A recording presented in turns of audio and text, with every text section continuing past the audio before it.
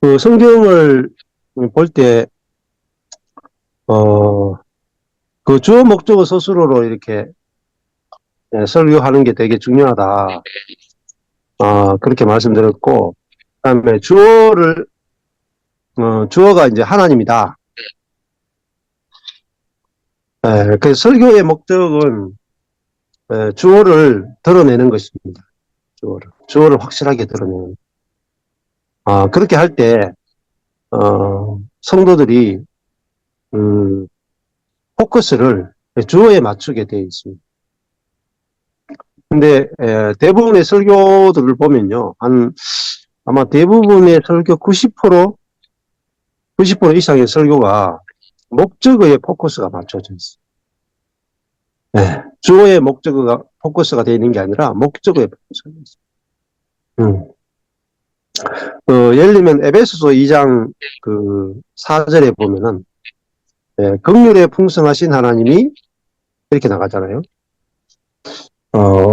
우리를 사랑하셨다. 이게 이제 에베소 2장 4절에 처음에 나오는 거란 말입니다. 하나님이 우리를 사랑하셨다. 자, 그러니까 주어가 하나님이잖아요. 우리를 목적어고 사랑하다가 스스로죠. 하나님이 우리를 사랑하셨다.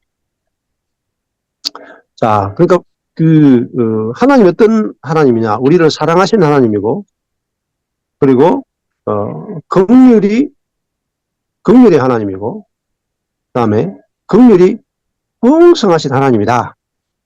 뭐 이렇게 이제 이야기하잖아요. 근데 우리를 사랑했는데 어느 정도 사랑했느냐? 그 큰 사랑을 인하여.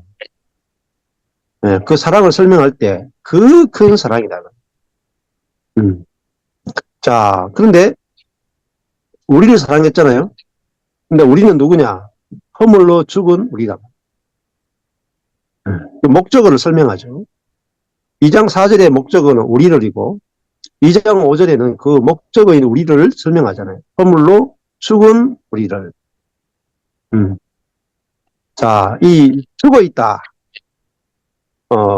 그러니까 여기서 하나님의 사랑을 이야기하려면은 먼저 우리 자신이 허물로 죽어 있었다 하는 게 이제 아주 중요하겠죠. 그래서 에베소서 2장 1절에 보면은 너희가 너희의 허물과 죄로 죽었던 너희를 살리셨도다. 이렇게 나가잖아요. 자, 이렇게 죽은 이렇게 되죠. 이 죽어 있다는 말은 이 반응할 수 없는 자란 말입니다. 예. 죽어 있으니까 자기 스스로는 하나님을 알 수도 없고 하나님을 사랑할 수도 없고 죽어 있으니까 정말로 아무것도 할 수 없잖아요. 그러니까 우리 쪽에서 먼저 아무것도 할 수 없다는 말입니다. 근데 어디서부터 시작했는가? 하나님이 허물로 죽은 우리를 사랑하신 그 큰 사랑을 인하여. 자, 왜 그 큰 사랑이냐? 우리 쪽에서는 아무런 사랑을 받을 만한 어떤 행위나 존재가 되지 못하죠. 그런데 하나님 쪽에서 우리 쪽에서 아무것도 하지 않을 때, 죽어 있을 때 일방적으로 우리를 사랑하신 그 큰 사랑을 인해서 죽은 우리를 살리셨다. 이것이 하나님의 사랑이잖아요. 자, 그런데 하나님이 우리를 어떻게 살리셨는가? 네, 그리스도와 함께 살리셨다. 네. 자, 근데 그리스도와 함께 살린 게 뭐냐? 너희가 은혜로 구원을 얻은 것이다. 자, 그럼 여기서 구원이 뭐겠어요? 구원은 살리셨고 맞나요? 살리셨고가 뭐죠? 구원을 얻은 것이다. 네. 은혜로가 뭐죠? 그리스도와 함께라는. 그러니까 하나님이 우리에게 베푸시는 가장 큰 은혜는 그리스도와 함께. 자, 그러니까 그리스도가 십자가에 죽었는데 장사 지낸 바 3일 만에 부활하셨죠. 네. 그러니까 부활이라고 하는 것은 사망을 이긴 것이고, 이제, 부패를 이긴 것이고, 그래서 부활하니까, 죄의 몸이 아니라 영광스러운 몸을 입으셨죠. 그게 부활이잖아요. 영광스러운 몸을 입다. 죄의 몸이 아니라 의의 몸을 입은 게 부활이잖아요. 그러면 우리도 죄의 몸을 입은 자였잖아요. 그래서 죄의 종로로 타던 우리를 그리스도와 함께 살리셨다. 이 사람을 살리셨다는 말은 부활시키셨다. 그러니까 그리스도인은 예수 믿을 때부터 어디부터 출발하느냐? 부활로부터 출발합니다. 아, 내가 이미 부활했구나. 이 부활이 뭐냐? 구원이단 말이에요. 내가 구원받았다 하는 말은 뭐죠? 부활했다 이 말입니다. 이 소식을 거의 모든 그리스도인이 듣지를 못해요. 마지막 날 예수님이 재림할 때 그때 우리가 그리스도와 함께 부활할 것을 기대만 하지 내가 구원 자체가 부활이라는 걸 모른단 말이에요. 구원 자체가 부활이다. 말은 하긴 또 하죠. 예, 예수 세례 받을 때 그리스도와 함께 죽고 그리스도와 함께 부활하는 게 세례다. 말은 하는데 문제는 실제가 없단 말이에요. 이게 만져져야 돼요. 만져져. 예, 예. 먹을 수 있어야 되고 이게 경험되고 그렇게 돼야 되는데 구원은 죽은 자가 부활하는 게 구원이죠. 죽은 자가 부활한다. 네. 그러면 죽어 있다가 뭐겠어요? 죽어 있다가 이 에베소 2장 1절에 가보면 너희의 허물과 죄로 죽었던 너희를 살리셨도다. 여기 보면은 죽은 자가 사는 게 뭐냐? 그게 구원이란 말이에요. 그게 은혜로 구원받은 거예요. 네. 그러면 2절에 가니까 그때의 너희가 허물과 죄로 죽어 있는 게 뭐냐? 그걸 설명해 주잖아요. 허물과 죄로 죽어 있던 것은 너희가 허물과 죄 안에서 행하여 죄 안에서 행했다 말이죠. 죄 안에서. 죽음 안에서 행하여 이 세상 풍속을 좇고 이 세상에 그 세상 이 세대에 이 세상의 세대를 쫓았단 말이에요. 다른 말하면 옛사람으로 살았다 이 말이에요. 이 옛사람은 뭐냐? 공중의 권세 잡은 자에게 지배당했다. 이게 뭐냐? 공중의 권세 잡은 자의 지배 아래서 그가 시키는 대로 노예로 살은 것. 그게 뭐냐? 허물과 죄로 죽어 있었다. 자, 이거를 또 다른 말로 하면은 지금 불순종의 아들들 가운데서 에네르게오 활동하는 영이다. 그러니까 불신자였을 때 우리가 내가 예수 안 믿은 게 아니고 그 정도 수준이 아니고 죄를 지은 수준이 아니고 예수를 모를 때는 어떤 상태였는가? 공중의 권세 잡은 자가 활동하는 데 따라서 질질질 끌려다니는 존재였다. 즉 다른 말하면은 죄인이란 말이야. 죄인. 죄의 노예가 된 사람, 이게 죄인입니다. 죄의 노예가 된 사람. 자, 그러니까 죄의 노예가 되어서 또 정욕의 노예가 되어서 사단의 노예가 되어서 정욕을 따라 살고 자기 중심성에 따라 살고 죄만 짓고 사는 하나님에 대하여는 죽어 있던 존재, 그게 바로 죄인입니다. 근데 왜 그렇게 살았느냐? 공중의 권세 잡은 자가 있단 말입니다. 네. 불순종의 아들들 가운데서 역사하는 영이 있단 말이에요. 자, 그러니까 사단에게 완전히 포로된 상태였다. 그래서 2장 3절에 가니까 전에는 우리도 그 가운데서 공중의 권세 잡은 자, 불순종의 아들들 가운데서 역사하는 영 안에서 그리스도 안에서 반대말입니다. 이 공중의 권세 잡은 자, 불순종의 아들들 가운데에서 가요. N이거든요. 안에서 역사하는 거예요. 안에서. 그 존재 안에서 역사하는 영을, 그래도 우리도 다 그 안에서, 우리 육의 욕심 안에서, 걷고 있었단 말이에요. 육의 욕심 안에서 걷고 있었다. 요게 바로 죽어 있는 상태죠. 죽어 있는 상태는 사르크스의 욕심 안에서 살아가는 것. 그게 죽은 상태. 그 사르크스라고 하는 것은, 이거 이제 육이잖아요, 육. 육의 반대말이 영입니다. 영의 반대말이 육이고. 육은 뭐냐면은 꼭 나쁜 건 아닙니다. 육을 표현할 때, 빌립보서에 보면은 육이 뭐냐, 하면은 사도 바울이 빌립보서 3장 4절에 가보면 이렇게 말합니다.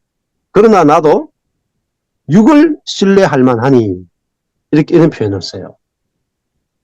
그러니까 여기 보면은 육은 뭐냐면은요, 신뢰할 만한 걸, 신뢰할 만한 게 육입니다.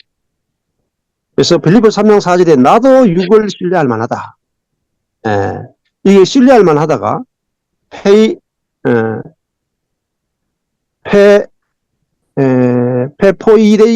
페포이데시스예요.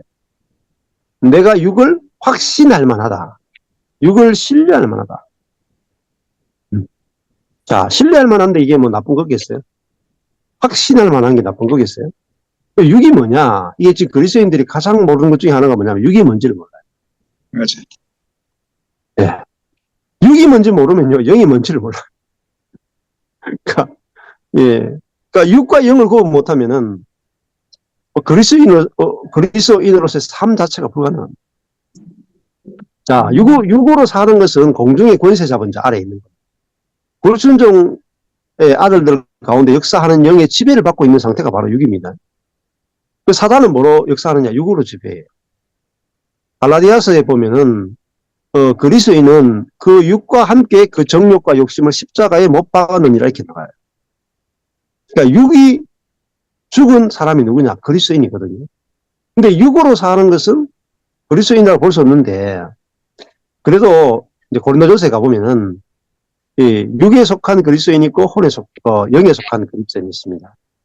그러니까 육에 속한 그리스도인은 뭐냐면은 자기를 신뢰하는 게 다 육입니다. 자, 육은 자기 자신입니다. 자기 자신. 자신의 능력, 자신의 지혜, 자신의 자원, 이게 전부가 육이라고 합니다. 그러니까 자기를 신뢰하니까 하나님을 신뢰할 필요가 없고, 자기를 신뢰하니까 안 된다고 낙담하고, 자기를 신뢰하니까 하나님을 제한하고, 자기를 신뢰하니까 남을 신뢰 못해. 이게 육이거든요. 그러니까 빌립보서 3장 4절을 보면 누구든지 다른 사람이 육을 신뢰할 것이 있는 줄로 생각하면, 여기 신뢰하다가요, 페이도예요, 페이도. 페이도 하는 거 믿다 이 말이에요. 다른 사람이 육을 믿을 만한 것이 있는 줄로 믿는다면 나는 더욱더 육을 신뢰할 만하다. 자, 육이 뭐냐? 내가 8일 만에 할례를 받고 이스라엘의 족속이고 베냐민의 집하고 히브리인 중에 히브리인이고 율법으로는 바리새인이고 열심으로는 교회를 핍박하고 율법의 의로는 흠이 없다. 요걸 뭐라고 하냐면 육이라고 합니다. 아멘. 그러니까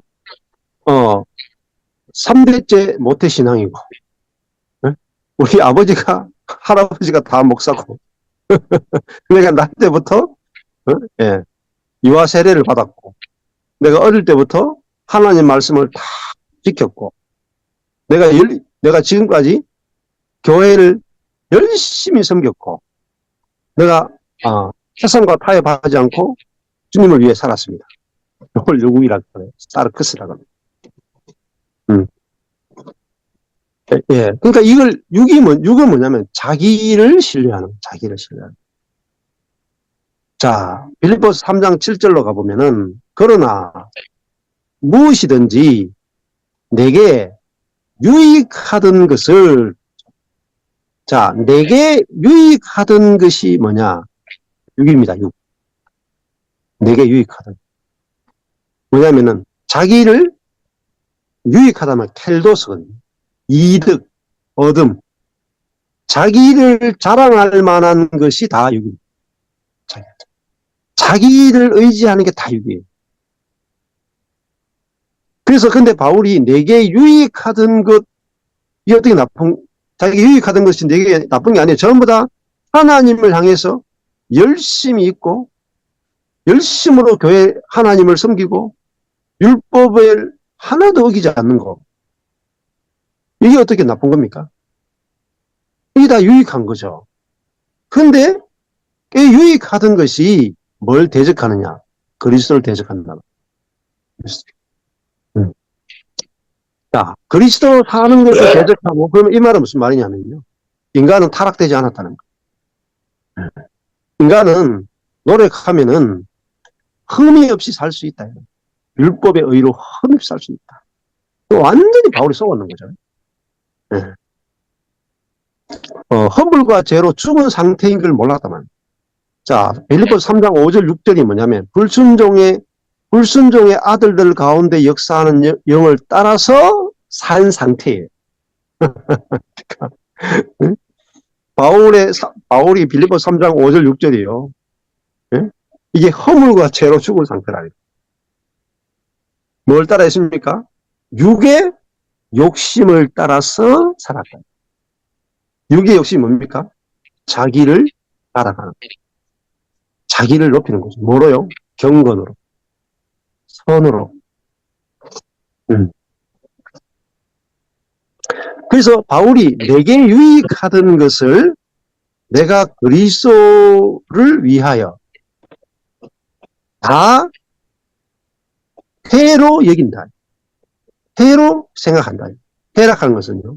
손실, 손해, 파멸이라는 뜻입니다. 그리스도를 위해서 내가 자랑할 만한 나의 모든 경건을 손해, 파멸로 생각한다. 8절에 또한 모든 것을 손실, 손해, 불의, 파멸로 내가 생각하는 것은 왜 그렇게 생각하냐? 경건을 향한 나의 열심을 왜 손해로 보느냐? 내 주 그리스도 예수를 아는 지식이 가장 고상함을 인하노라. 이렇게 했습니다. 자, 내 주 그리스도 예수를 아는 지식. 그 뭐죠? 그노시스. 아는 지식이죠. 내 주 그리스도 예수를 아는 지식은 뭐냐면은 내 안에 계신 그리스도, 내 안에 계신 그리스도가 그 존재가 내 안에 와 계시단 말이에요. 그러면 내 안에 계신 그리스도가 나를 통해서 나타나는 것, 그것이 뭐냐? 가장 고상한 거예요. 가장 고상한. 가장 고상하다가 피페레코거든요. 능가하다, 탁월하다 뜻이에요. 자, 빌립보서 3장 5절 6절에서 바울이 자기의 열심과 자기의 경건으로 흠이 없이 살아가는 그거하고 그리스도가 내게서 나타나는 거하고 어느 것이 유익하냐, 어느 것이 탁월하냐 하면은 그리스도 예수를 아는 지식이 더 탁월하다. 자, 이게 복음에 있어서 참 중요한 이야기를 하는 겁니다. 지금 빌립보서에서. 다른 말하면 내가 높아지느냐, 내 안에 있는 그리스도가 높아지느냐. 그러니까 내게서 그리스도가 나타나려면 내가 허물어져야 돼요. 네. 이 자아파서 영이 해방이거든요. 네. 근데 이게 둘이 병행이 안 돼요. 바울이 자기를 신뢰할 만하면서 그리스도가 나타날 수 있느냐? 없습니다.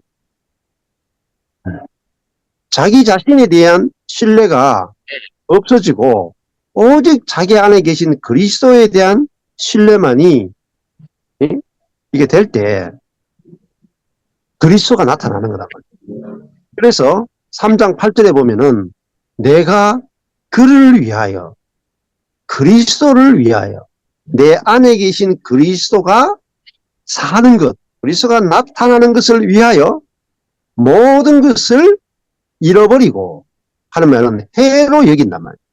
잃어버린단 말이에요. 재미오 손해를 보다 해를 입다.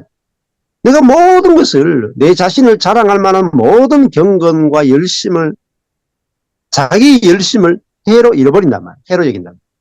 자기의 의를 해로 여긴단 말이에요.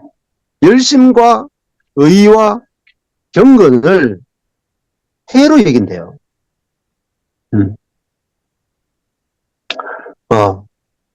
그 해로 여길 뿐만 잃어버리고라는 말은 해로 여기고 잃어버릴 뿐만 아니라 손해로 여긴다. 손해. 왜 손해로 여기겠어요?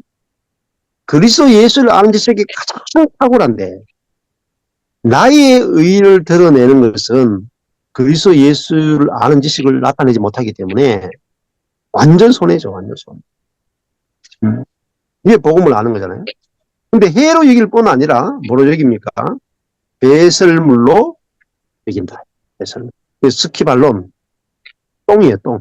똥으로 여긴다. 자기의 경건을 똥으로 여긴다. 네? 자기의 열심을 똥으로 여긴다. 율법의 의로 흠이 없이 살고자 노력했던 걸 똥으로 여기고요. 자기의 하나님을 향한 열심을 똥으로 여긴다.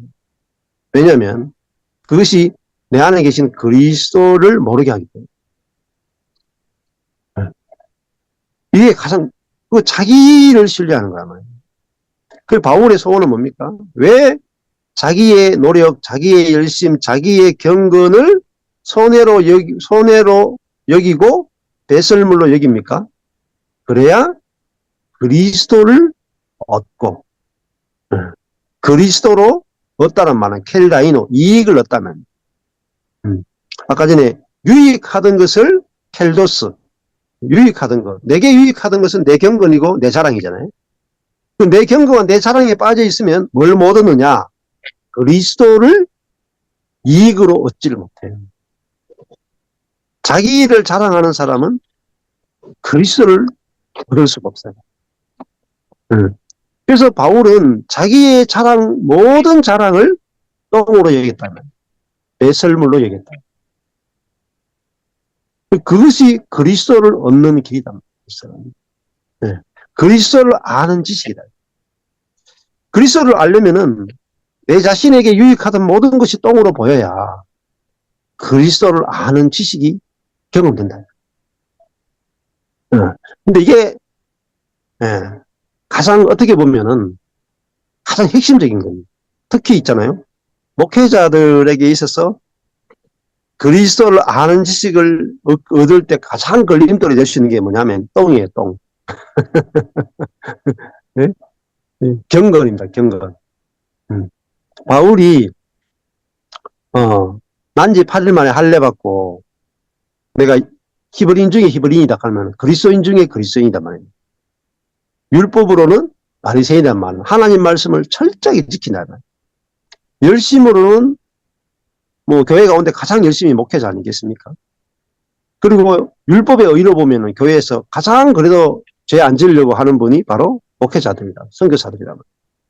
근데 그것을 유익하게 여기면 그리스도를 아는 지식이 가장 탁월하다는 것을 잃어버립니다. 그리고 그리스도를 얻을 수가 없어요. 내게 유익하던 모든 것을 배설물로 여겨지지 않으면 그리스도를 얻을 수 없다는 거예요. 그래서 사도 바울은 자기에게 유익하던 모든 것이 똥으로 보였습니다. 다른 말하면 자기 자아가 똥으로 보였단 말입니다. 그리고 자기 안에 계신 그리스도는 뭐로 보였느냐? 생명으로 보였다. 그 똥이 생명을 자라게 하잖아요. 밭에 있는 똥이 거름이 돼가지고 생명을 자라게 하잖아요. 그러니까 자기는 똥으로 보이고 그리스도는 생명으로 보였다. 이게 내가 죽고 그리스도가 사는 삶이잖아요. 그래서 사도 바울은 그리스도를 얻고 그리스도를 알고 그리스도를 얻고 그다음에 3장 9절에 그리스도 안에서 발견되려 합니다. 누가요? 내가 그리스도 안에서 발견되려 합니다. 내가 누구냐? 그리스도 안에서 진짜 내가 발견된다. 네. 내가 노력해서 만드는 나는 똥이다 말입니다. 진짜 나는 그리스도 안에서 발견되는 거죠. 그리스도의 죽음과 부활과 승천 안에서 내가 발견되고 그리스도의 어떠함 안에서 내가 발견되고 내 안에 사시는 그리스도가 그게 진짜 나란 말이에요. 진짜 나. 네. 내가 죽고 그리스도가 사는 것 그것이 진짜 발견되어져야 될 나란 말이에요. 근데 바울은 이거 자기가 그리스도 안에서 발견되는 것이 너무너무 좋아가지고 자기가 유익하던 모든 것이 배설물로 딱 보였단 말이에요. 그래서 내가 가진 의는 율법에서 난 것이 아니요.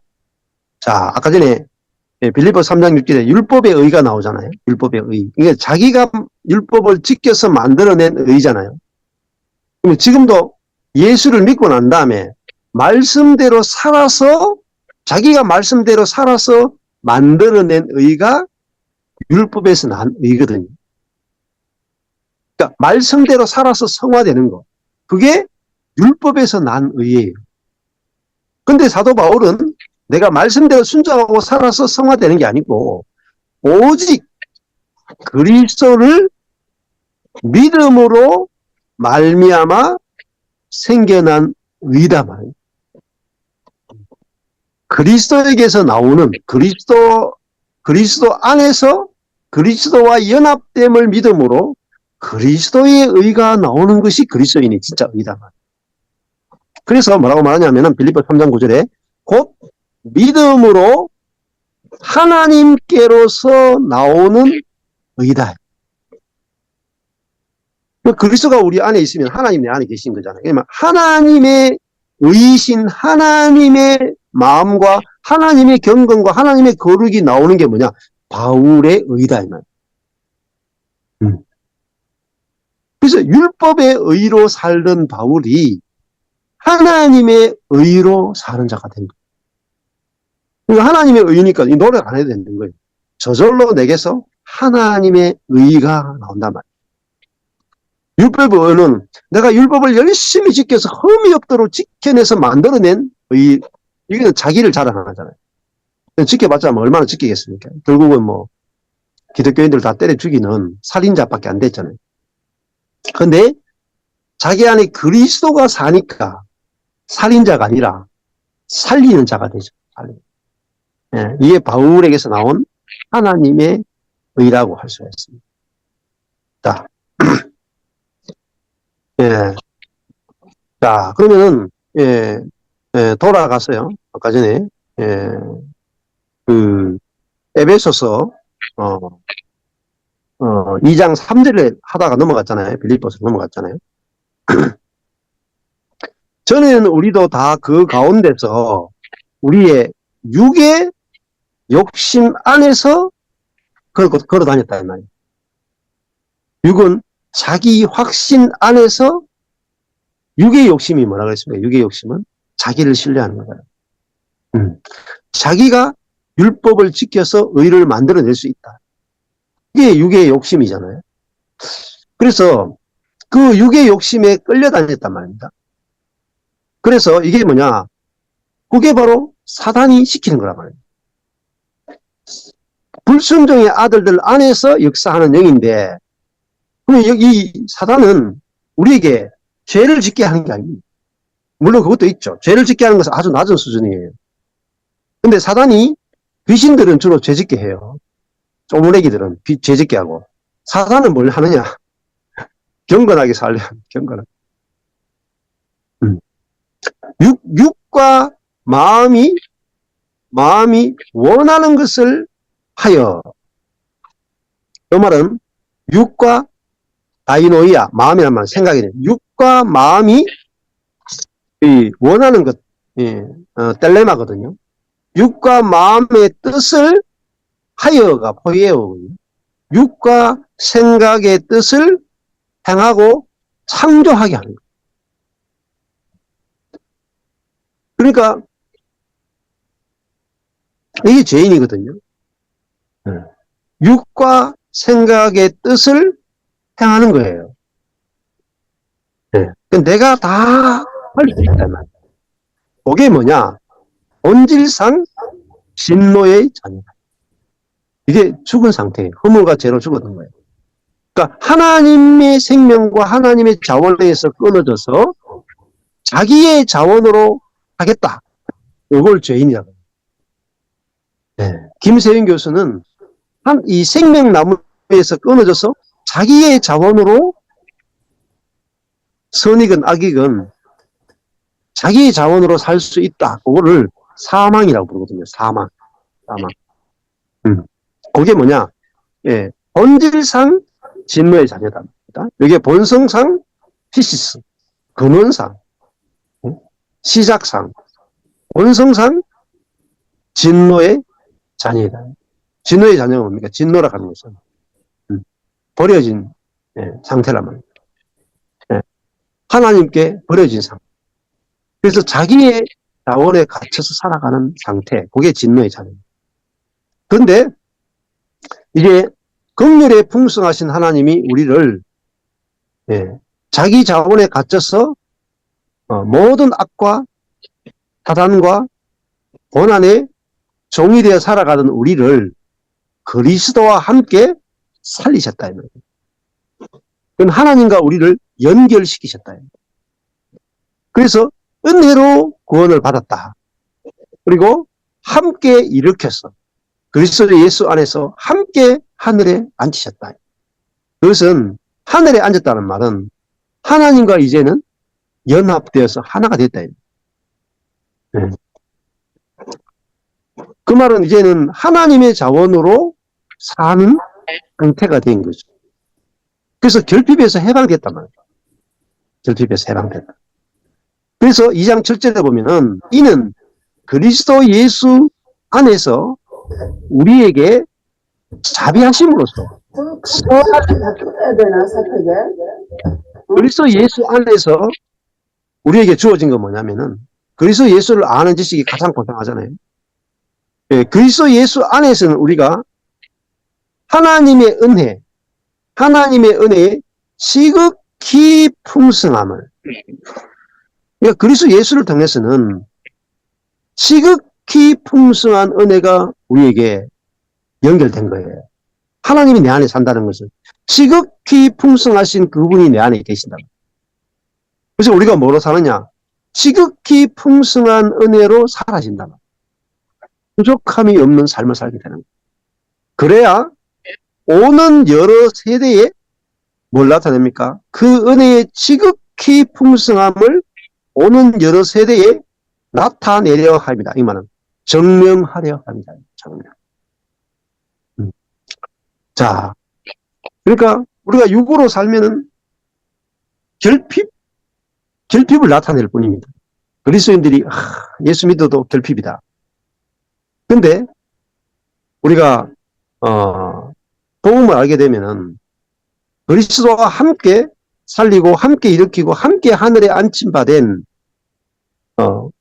그리스도와 함께하는 이 큰 은혜를 알게 되면은 우리가 지극히 풍성한 은혜를 누리게 되고 그리스도를 아는 지식이 가장 탁월하다는 걸 알게 됩니다.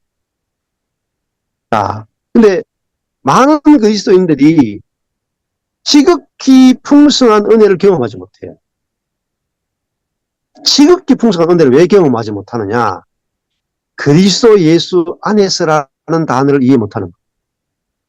여기도 보면은 아까 전에 그 2장 2절에 보면은 너희가 그 안에서 3절에 우리도 다 그 안에서, 이 가운데서가 다 안에서거든요. 그러니까 사단 안에서란, 사단 안에서 있던 존재가 2장 6절에 보면은, 그리스도 예수 안에서로 바뀌어요. 7절에 그리스도 예수 안에서로 바뀌어요. 자, 앞부분에는 사단 안에서고, 오른쪽에는 그리스도 안에서요. 사단 안에서는 사단의 모든 게 나타나요. 그리스도 예수 안에서는 지극히 풍성한 하나님의 생명과 연결되어 있다. 자, 그러니까 하나님의 모든 지극히 풍성한 은혜는 누구를 통해서 오느냐? 그리스도 예수를 통해서 오는 겁니다. 자, 뭐 소련에 그 천연가스가 있잖아요. 천연가스가 엄청나게 많죠. 근데 이 천연가스가 파이프라인을 통해서 유럽까지 가잖아요. 독일까지. 아주 싼 가격으로 이 파이프라인이 가는데 전쟁이 탁 터지니까 이게 딱 끊어진단 말입니다. 그러니까 유럽이, 이 독일이 그런 천연가스의 공급에서 결핍이 생긴단 말입니다. 근데 소련이 지극히 풍성한 천연가스는 파이프라인을 통해서 독일에 공급했어요. 파이프라인이 없으면 굉장히 어려운 겁니다. 소련이 아무리 지극히 풍성한 천연 자원이 있어도 독일에 공급이 안 됩니다. 그러면은 하나님의 지극히, 우리가 믿는 하나님은 지극히 풍성한 하나님이잖아요. 근데 지극히 풍성하신 하나님의 그 은혜가 우리에게 들어오고 흘러나가는 통로는 그리스도 예수예요. 그리스도 예수. 그러니까 그리스도 예수 안에서가 무슨 뜻이냐를 아는 게 이게 비밀이거든요. 그러니까 자, 하늘의 하나님이 우리에게 지극히 풍성한 은혜를 보내려고 하면은 이 라인이 없단 말이에요. 라인이. 되고 싶은데 파이프 라인이 없는 거예요. 소련에서 독일까지 천연가스를 보낼 수 없는 것처럼 보내려면 반드시 파이프 라인이 필요한 거예요. 근데 부활하신 그리스도가 하늘에 올랐다가 그분의 성령을 우리 가운데 보내셨다는 말은 파이프 라인이 생겼다는 말이에요.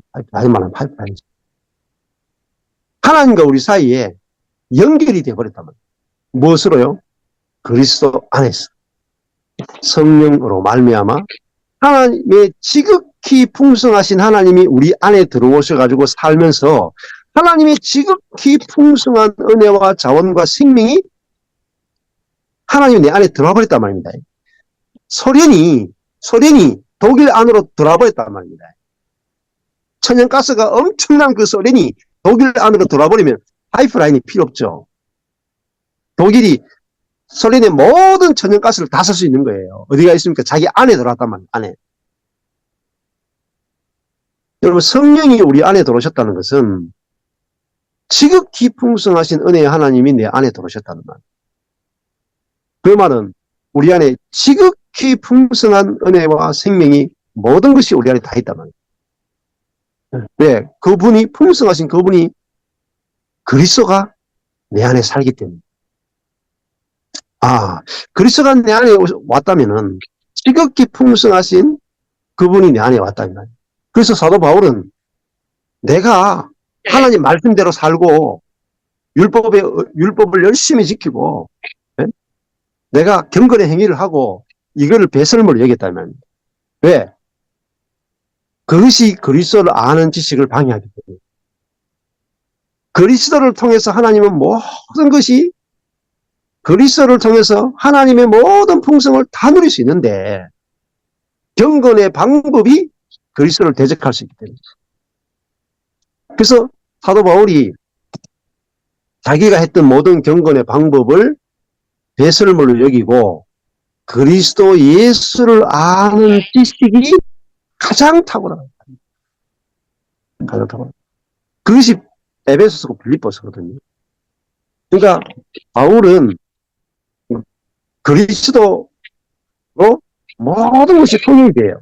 통일. 그래서 에베소서 1장 10절에 보면 이렇게 하늘에 있는 것이나 땅에 있는 것이 다 그리스도 안에서 통일되게 하려 합니다. 네. 그러니까 하나님과 사람이 그리스도 안에서 하나가 되어버려요. 하나가 돼요. 그 말은 사람에게서 뭐가 나와요? 하늘에 있는 모든 풍성이 나타납니다. 뭐 때문에요? 그리스도로 말이야. 이것이 오늘 에베소서 말씀입니다. 자, 이 기아점 성경을 제가 지금 한 3, 40분 이렇게 같이 이렇게 풀어봤는데요. 제가 지금 준비를 하나도 안 한 상태에 들었거든요.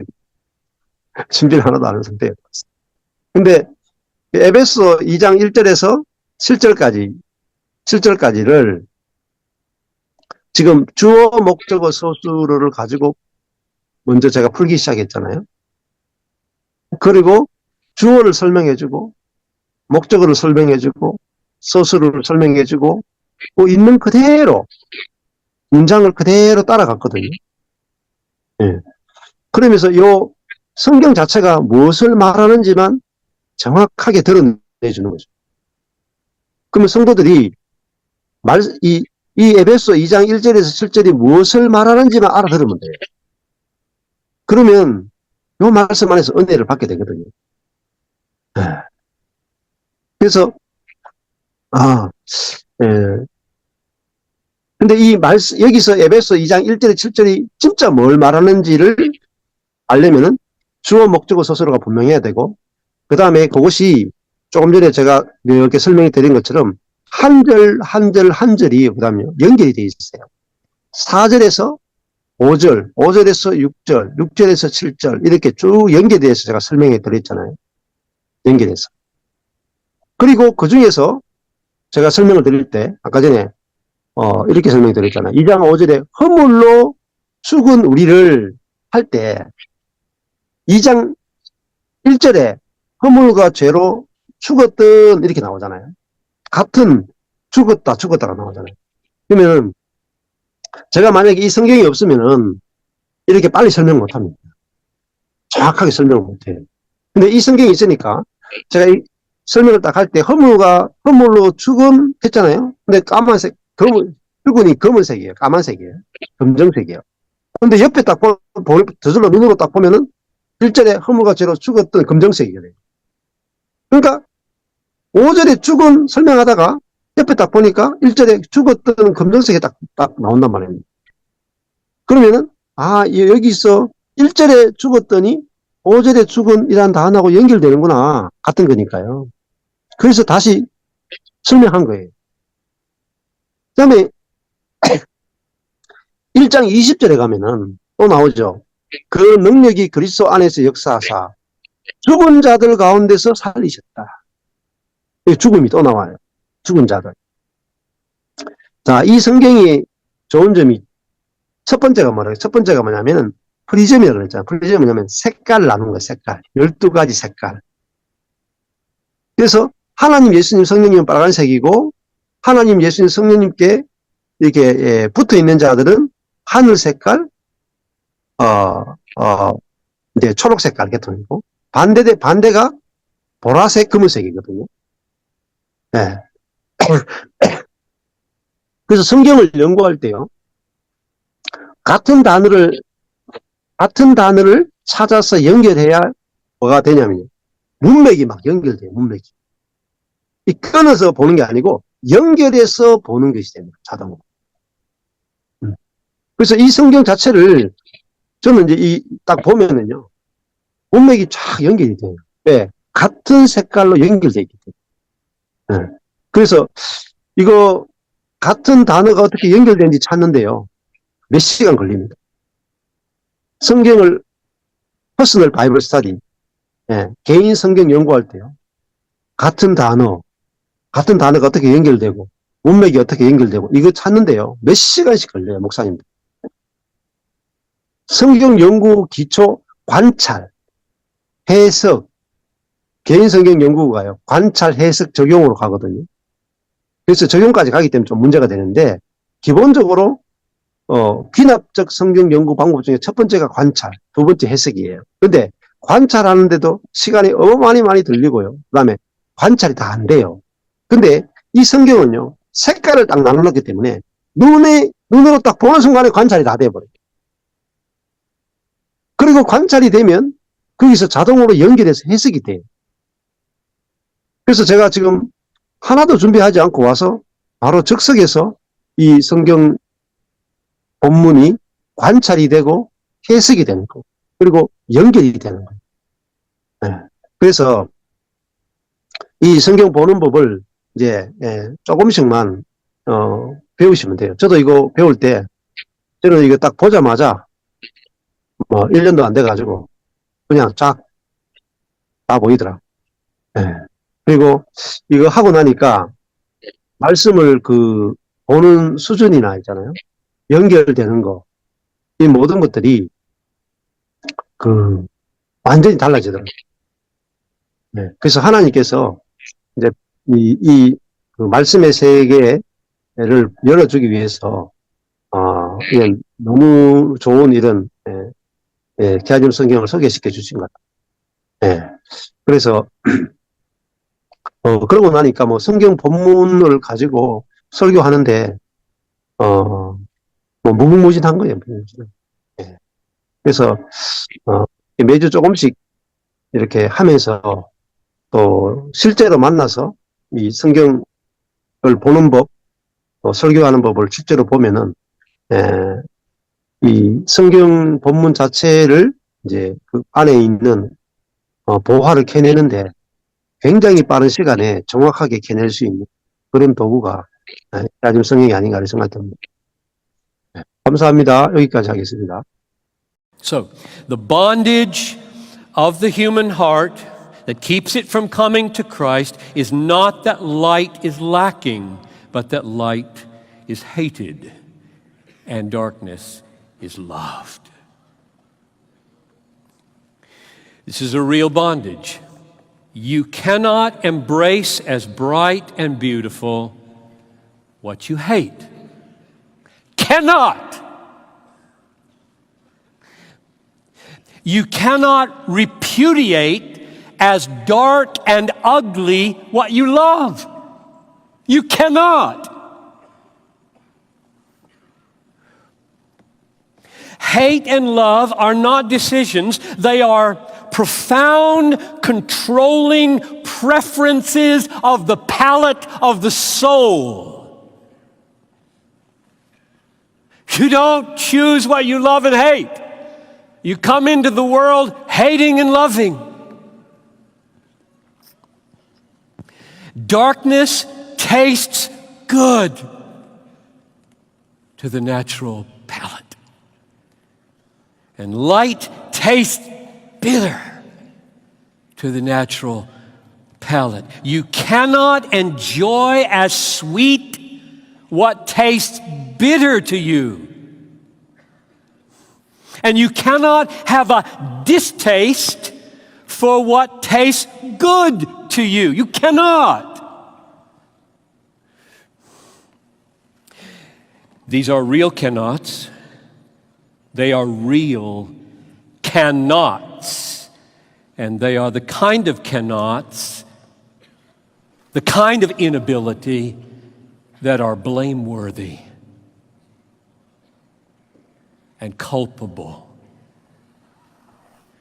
because they are not things we are forced to do against our will. They are our